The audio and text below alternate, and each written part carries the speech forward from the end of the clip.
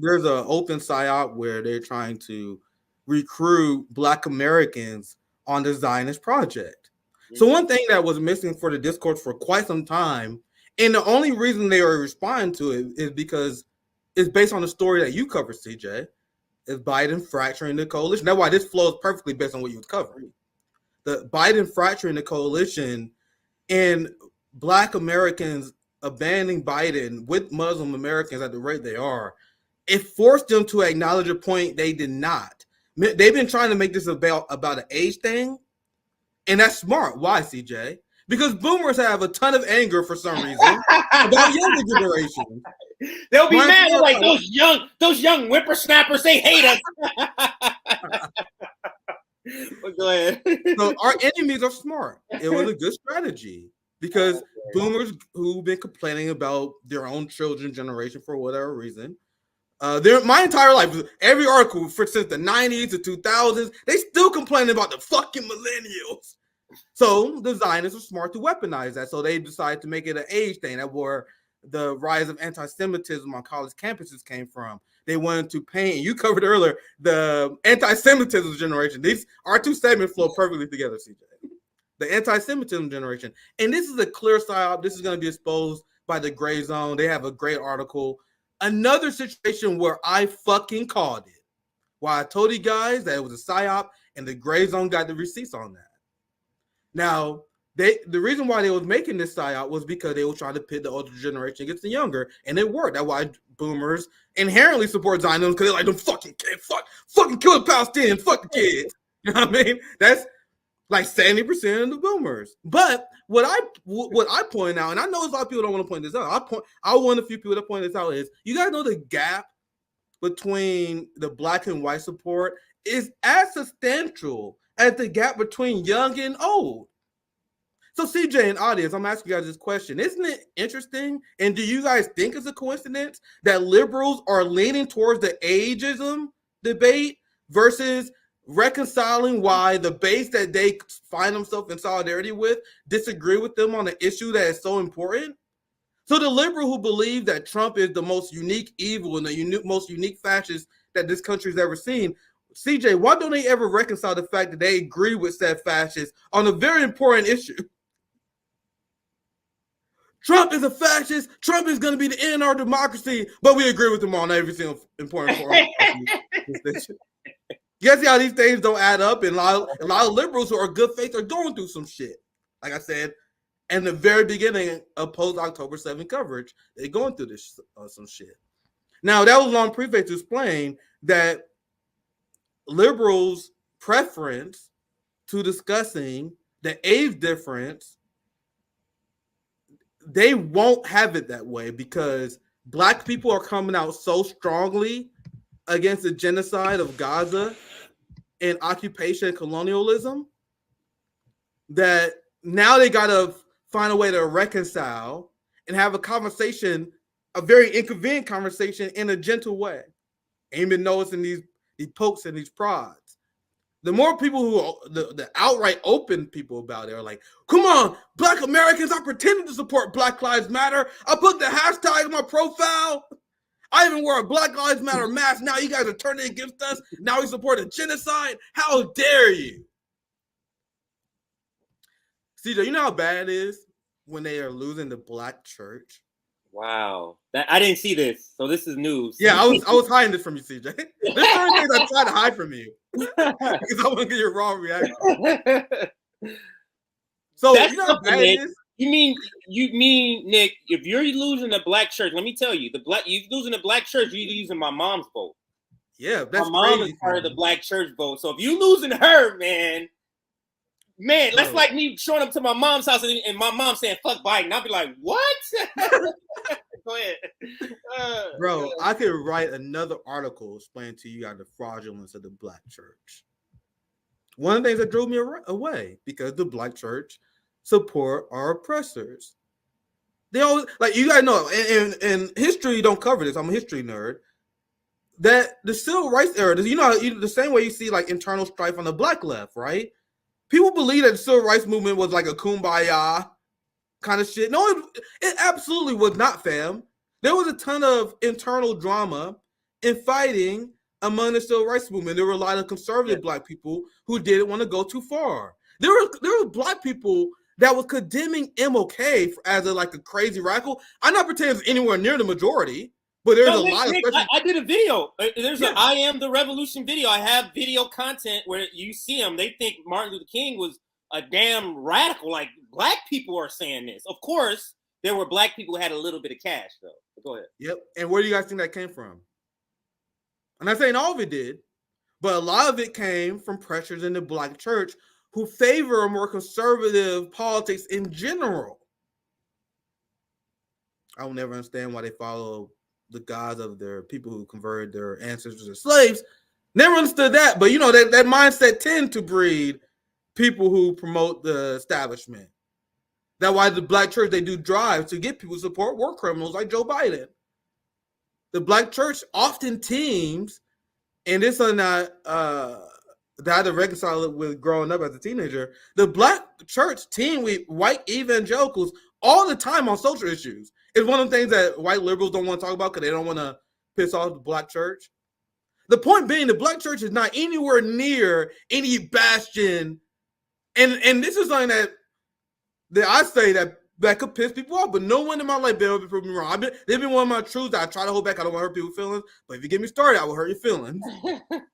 Nick, why don't you go to church? Because these motherfuckers turn to you guys and colonize your mind. I don't want to get into it because I try not to offend people. Yeah, I feel the same way. One day we'll do it in a private video just for us and don't show nobody. I explained to you guys before. They ain't gonna like that shit. They ain't gonna like that stream. I'm telling you, because I got a lot to say on that shit. I explained to you guys before I had my edgy, teenage atheist phase, growing up in a religious family, going back. And then I realized, especially as I got more class consciousness, that's not a good way to go about things, being like the edgy atheist, you know what I mean? Because you don't want to, because life is hard, fam. I used to be like, oh my God, I can't believe you guys believe in this shit. This is crazy.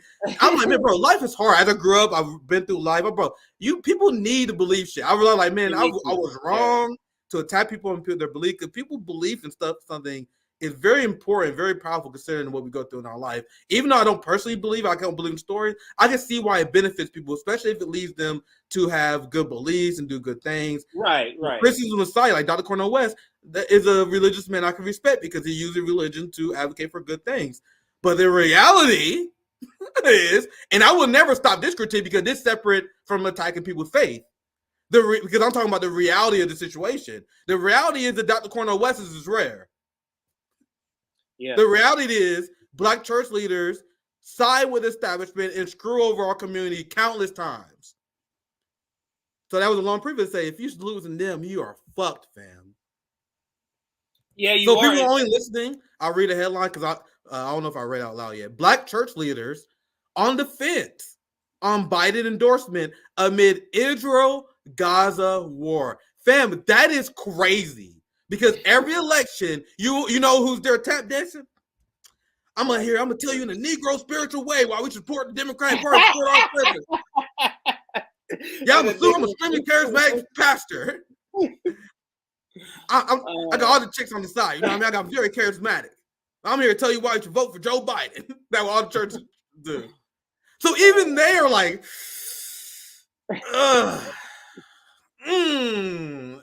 I don't know about this one, fam. Look at this. Longtime Democratic voting bloc devastated by U.S. foreign policy, funding wars where people of color are being killed. You see why this is a very inconvenient conversation for liberals, CJ, who pretend to be woke?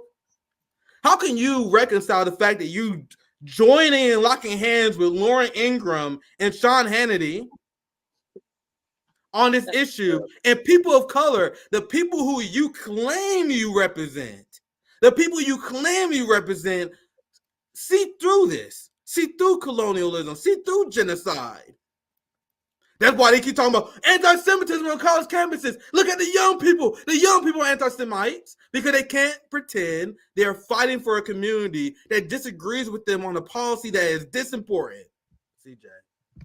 And Wyatt, I see you in the background. Give me a thumbs up whenever you're ready. I'm going to bring you here very soon.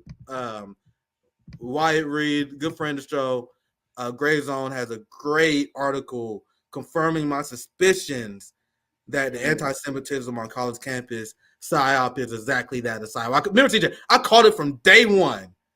And people like Gray Zone, fantastic reporters like Gray Zone, they are there to verify my suspicions. That's what I have a suspicion on something. And then people like the Gray Zone or Black Agenda Report, they will confirm it with the report. I'm like, I knew it. Anyway, we'll get to that very soon because it's tied to this. It's tied to this. Let me this somebody made this comment. It says, if Palestinians' hate for Jews was as intense as KK's hate for blacks, would you still? So the comparison is so off, because I wouldn't say Jews, I would say Zionists. If Palestinians hate for Zionists, because they don't hate all Jews, they hate the people who are trying to take their homes by force and murdering their kids. Those are Zionists. Those aren't Jews that are doing that. Those are Zionists that are doing that. And also in your comparison, the KKK did, like, the Palestinians didn't do anything to Jews like the KKKs did something to blacks. So this is not a apples for apples comparison. I just wanted to say that, but go ahead, finish. And I am of the position, and it's always been my position. I had a long time viral tweet back in the day before my account blew up. Well, I said it's very healthy to hate your oppressors. Decolonize your mind. They want you to love your oppressors. They want you to turn to the other cheek when they never do the same. It's very healthy to hate the people that are responsible for destroying your generational wealth, who inflicted state violence upon your family. It is not only admirable, it is not only just, it's something that is healthy.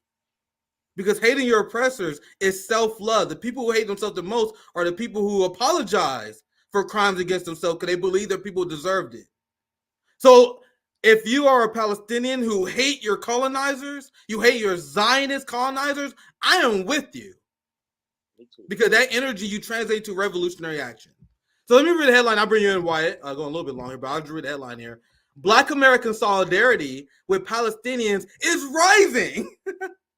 Oh my God. Oh no. We losing them. We losing them. We're doing a little bit too much genocide. We lose them. Black American solidarity with Palestinians is rising and testing long-standing ties to Jewish allies. Oh, here we go again. Here we go again. You guys know what the Zionists love more than anything else is stealing the identity of Palestinians. Zionism is about stealing the identity of and the culture of Palestinians. So I have done how many segments, CJ? How many explanations? I brought on groups, experts that explain the long-standing solidarity. I had Nicole Mandela on. The Black Panthers had a long-standing solidarity with the Palestinians. And the Zionists are trying to rob that from the Palestinians as well. Now they're rewriting history, CJ. Now they're going to rewrite the history. Well, oh my God, yeah, it was the Zionists who was standing with the civil rights era, standing with Black people during civil rights. And my last thoughts on this, you guys know who was the number one enemy of the civil rights movement? Evangelical Christians who power the American Zionist Project. They was the number one enemy of the civil rights movement. So you have ranked Zionists that rewatching history. The progressive Jews, like our friends at the Gray Zone, like Max Blumenthal, Dan Cohen, and many others, they were the people who stood in solidarity with Black Americans, with progressive Jews. The same progressive Jews that are called fake Jews by the same evangelical Christians. So you guys see how maliciously they're trying to rewrite history about this? They were trying to pretend it was the Jews, the Zionist Jews that was standing with Black Americans.